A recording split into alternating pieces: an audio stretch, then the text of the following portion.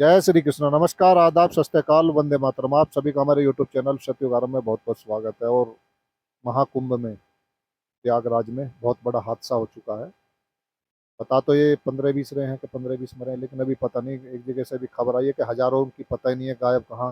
सब रिल मिल गए हैं, पता ही नहीं है तो कहाँ गए हजारों। ऐसी भी न्यूज़ देखने में आ रही है। तो बहुत ही दुखद की बात है, बहुत ही दुखद घटना है ये। लेकिन सवाल इस बात का उठता है कि लोग बाग इतनी, मतलब इतनी संख्या में, इतनी भीड़ के साथ भीड़ में क्यों जाते हैं? भीड़ में क्या मतलब, स्नान करने से पाप धुल जाते हैं इस तरह? मान लो कोई मर्डर करके आया, कोई चोरी करके आया और गंगा में स्नान किया, तो क्या इस तरह से मतलब पाप धुल जाते हैं या मुक्ति मोक्ष मिल जाती है इस तरह? जो पब्लिक, मतलब ये जो भेड़ चाल जो होती है, जो भेड़ चाल चलते हैं, जब तक मन को नहीं धोया जाएगा, इस मन के ऊपर आप बैठकर सवारी नहीं करोगे, मन को अपने नियंत्रण में नहीं लोगे, तब तक तो मुक्ति असंभव है। और जब मन ही कंट्रोल से बाहर रहेगा, मन मालिक है और शरीर ये नौकर है। ये जो मन है अपने तरह से ये शरीर को चलाता है। चाहे तो क्राइम करवा दे, चाहे तो आपको जेल करवा दे, चाहे तो आपको किसी और दूसरे तरीके अनैतिक कार्य करवा दे, तो ये मन है। जिस दिन इस मन पर हम सवार हो गए, बैठकर इसकी लगाम अपने बुद्धि से, विवेक से अपने हाथों में ले ली और चित्त को अपने अंदर की तरफ गोता लगवाना शुरू कर दिया, जो अंदर का जो महाकुंभ है, जिस जिस उस अवतार को लोग बाग बाहर ढूंढ रहे हैं, तीर्थ स्थलों में ढूंढ रहे हैं, जो जल से भरे हुए तीर्थ स्थल होते हैं उनमें ढूंढ रहे हैं लोग, वो असली जो अवतार है, आप सबके अंदर ही है वो अवतार। वो कहीं बाहर प्रकटीकरण नहीं होगा, उसका अंदर ही होगा, और आपको अपने चित्त को अंदर की तरफ लेकर जाना ही पड़ेगा। कहा जाता है ना, संबल ग्राम में कल की आएंगे। वो संबल का मतलब होता है कि वह है वह स्थान जो चारों तरफ से पानी से भरा हुआ हो। और वो 70 से 80% स्थान जो चारों तरफ का है, आपका शरीर है, बॉडी है, जो जल से भरा हुआ है। समझे?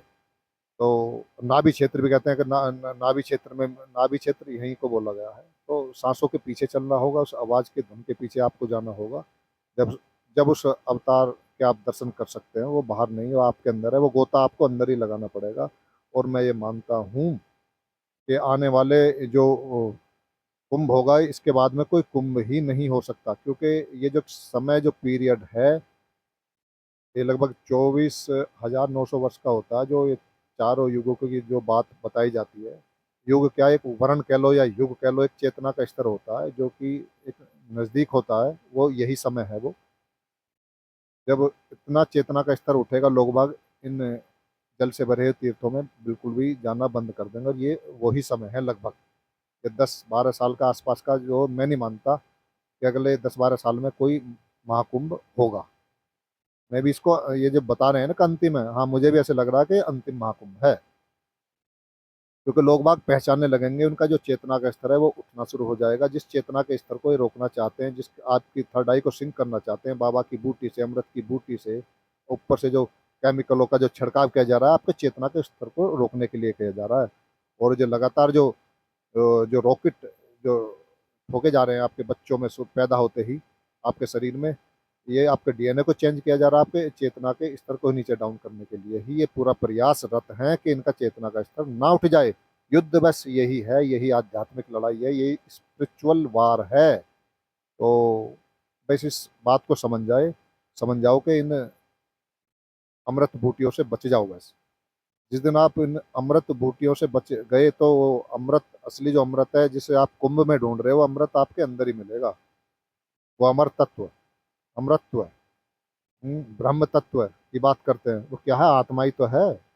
वो निराकार है, वो अजन्मा है, वो जो सदा से है सदा रहेगा, वो नित्य है, वो शाश्वत है। समझे? और वही, उसी को सत्संग कहते हैं। भारी सत्संग किया जाता है, एक महापुरुष करते हैं, एक आंतरिक सत्संग है, वो उसी का सत्संग होता है अंदर। तो असली जो तीरथ है वो आपके अंदर ही है। और वो अमर तत्व, वो अविनाशी, वो जिसे आप बाहर ढूंढ रहे हो, अंदर ही है। चित्त को अंदर लेकर जाना पड़ेगा। इसलिए इस मन पर बैठकर सवारी करो। इस मन की लगाम अपने हाथों में थामनी पड़ेगी आपको। तो सावधान रहें, सतर्क रहें, स्वस्थ रहें। जय हिंद, जय भारत, वंदे मातरम, राधे राधे।